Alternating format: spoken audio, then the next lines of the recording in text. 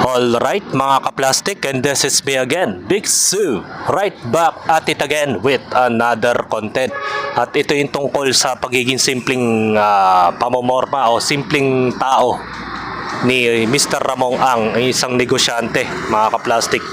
So, ang tatalakayin natin ay tungkol sa kanya kasi karamihan kasi sa mga tao ngayon mga kaplastic, kahit konti lang ang kanilang natamong kayamanan o biglang umasenso sa buhay, ay nakakalimutan na po nila ay yung salitang pagiging simpleng pamumuhay.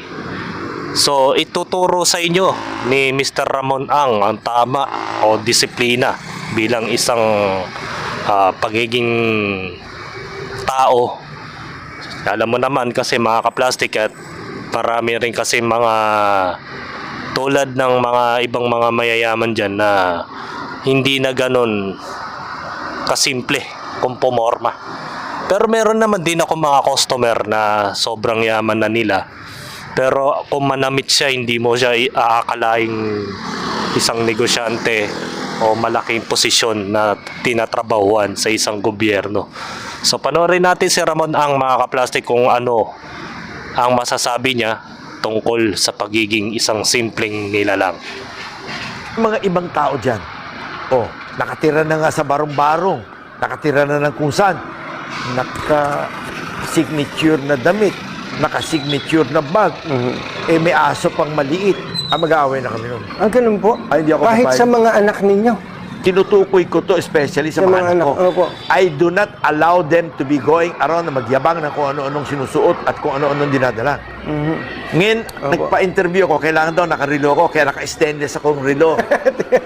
Pero usually, hindi ako nagre-rilo. Sabi nila, baka daw overacting na wala man lang daw ko rilo. Tsaka nagbihis pa ako. Dapat round neck t-shirt nga lang ang suot ko eh. O diba? Sa simula pa lang sinasabi na niya kung paano siya manamit. Hindi niya kailangan ng mga mamahalin o yung mga branded na suot. Kagaya ng mga toxic vlogger na nakikita ko sa social media. Halimbawa na lang si John Narens Jacob.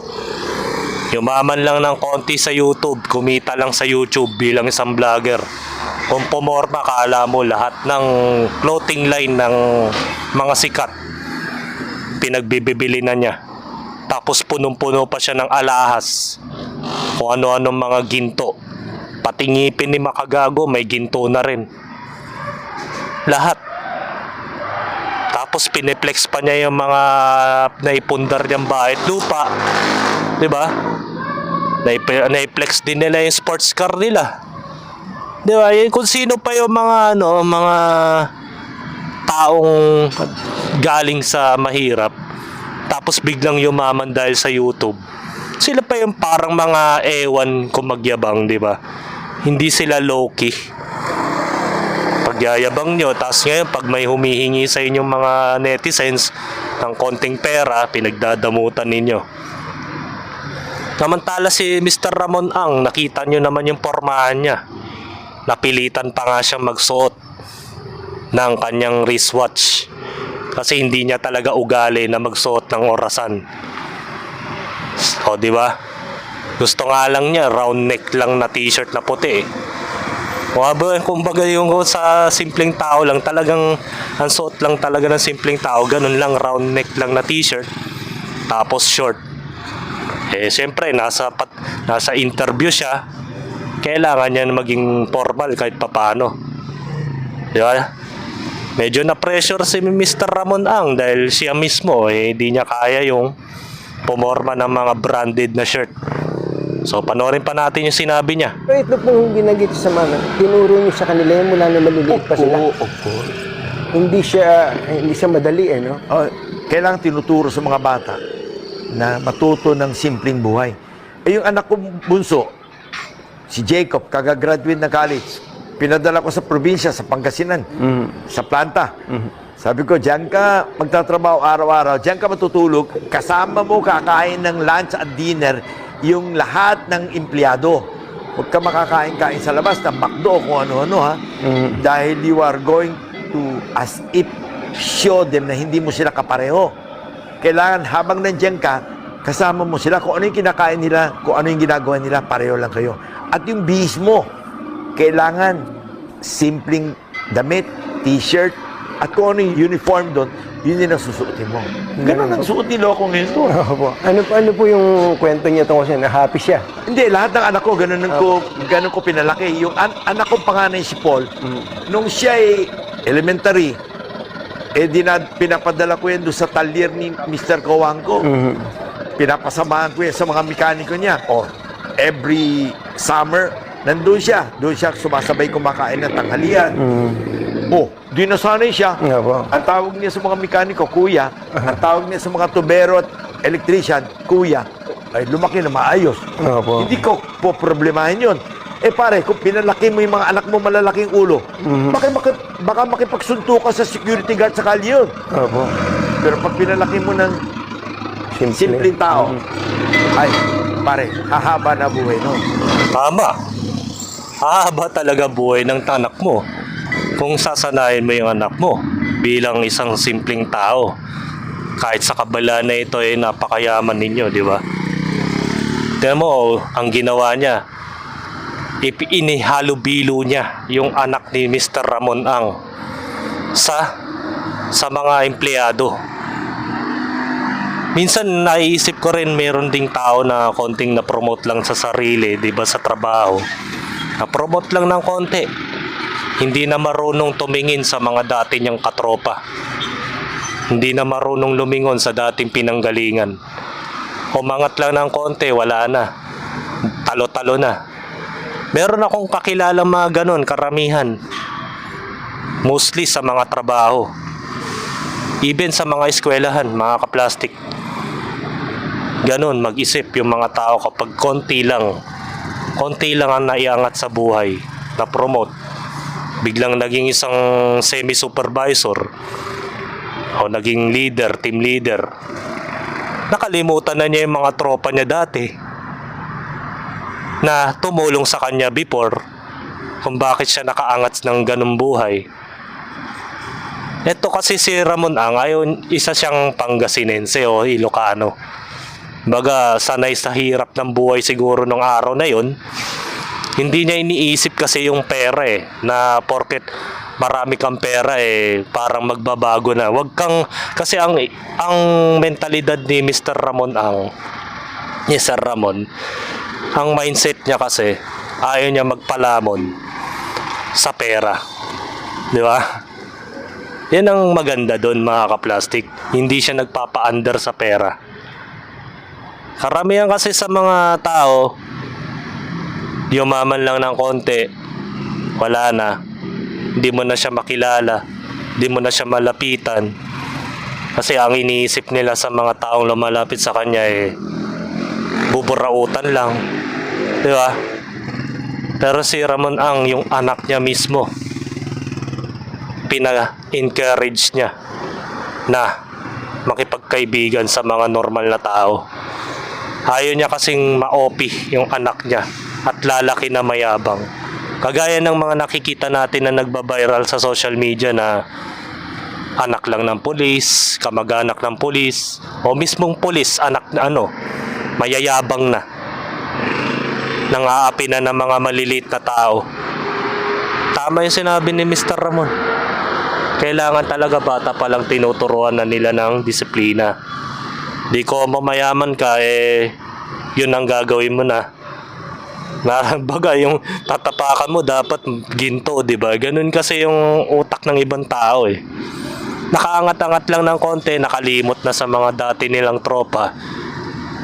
Kundi dahil sa mga dati mong kasamahan, hindi ka maaangat sa buhay, kundi dahil sa kanila. Sa palagay mo ba, aangat ka ba? Kung ganun yung gagawin mo. Kung mag-isa mo lang tong pagpapaguran. Panoorin natin. Ibig sabihin nun, lumaki yan ng simpleng tao. At kailangan yung kumain kung ano yung kinakain ng mga tao. Ano po pakiramdam nyo na yung mga anak ninyo ganun makitungo sa kapwa? Hindi sila lalaki ng ganun. Kailangan tayo magsabi sa kanila, ganun lang kayo. So mula pa sa pagkabata, mabuti maunawaan to, lalo na ng mga bagong magulang pa lang, na habang maliliit pa yung mga anak, imulat na doon sa ganong klase Of ng course. mindset. At huwag nyo bibigyan ng malaking baon. Huwag nyo rin bibigyan ng baon. Kailangan magdala sila ng pagkain. Yun ang baon nila sa eskwela. Huwag yung pupunta sa eskwela at kung ano binibili. Pinalaki ko sila na nagmeron silang laging baon papuntang eskwela. Yun ang kakainin nila. At wala silang bibiling kung ano kalokohan na borloloy. Para mas matuto. Opo. Otherwise, pare, later on, hindi mo na makakausap yun. Mas mayabang pa kaya sa atin yun. Oo, tama yun. Mayabang yun. Hindi pa man din nakakapagtrabaho, wala pang napapatunayan, tapos ina-exploit mong bigyan ng malaking pera, talagang magyayabang yun. Yun talagang tendency nun. Kaya karamihan sa mga kabataan, pag binibigyan ng malaking baon, pumupunta, instead na mag-aral, nagkakating classes, pumupunta sa computer shop, doon inuubos yung oras nila, imbis na mag-aral sila, doon sila nag-google ng kalokohan nila. For the rest, marami dyan, nagiinuman. Siyempre, laki ng pera eh. Ano lang naman na makaambag ka ng 100, pambiling Red Horse. Di ba? Maganda yung ginagawa ni Mr. Ramon dahil binibigyan niya ng sapat na baon lang, yung talagang pagkain talaga. Wag mo sanayin yung mga bata from the start pa lang na humahawak ng malalaking pera. Kasi from the start pa lang, hindi naman nila kayang i-manage kung anong gagawin nila sa malaking pera eh. Ako kasi nung bata pa ako, mga ka-plastic, sasabihin ko na sa inyo, never akong nakahawak ng 100 pesos bill nung elementary days ko. Ang pinakamalaking pera ko lang na nahawakan noon, 5 piso lang. Kadalasan 2 pesos lang ang hawak ko noon. Palibasa kasi nung mga panahon yon, hindi pa ganong kamahalan ang mga bilihin. Di ba? Sinanay ako ng mga magulang ko na bigyan ako ng ganong pera na sapat lang talaga pangbiling pagkain. Afterwards, natuto akong magsinop sa buhay. Lahat ng binibigay sa akin baon ng magulang ko, instead na maggastos, iniipon ko yun. Para lang makabili lang ako ng magandang damit nung araw na yun. O kaya laruan, yung laruan gusto ko. Ganun ako pinalaki ng magulang ko. Pangit kasi yung bata ka pa lang, binibigyan ka na ng 100, 500. Kaya yung bata nagyayabang sa kapwa bata na marami siyang nabibili. Pero hindi naman lahat na nabibili niya kailangan niya talaga. 'Di ba? Yun ang moral lesson na kahit na mayaman ka, hindi mo pwedeng ipagyabang. Kasi ang pera, nauubos din yan. Pero yung respeto sa mga tao na sa baba mo, yun ang mahirap hanapin. Pera madaling hanapin, pero yung respeto, pagmamahal, pagkakaibigan, yun ang hindi mo makikita at hindi matutumbasan ng pera, mga ka-plastic. Hanggang dito na lang ang aking opinion at sana marami kayong matutunan kay Mr. Ramon na sana kahit na umasenso na kayo sa buhay, huwag kayong makalimot na yung mga dati nyong mga kasama, mga panahong tinulungan ka o ng mga panahong nasa madilim na kapalaran ka pa ay sinamahan ka niya. Pero wag naman sana magbago ang tao kapag umasenso na, hindi ka na nangingilala.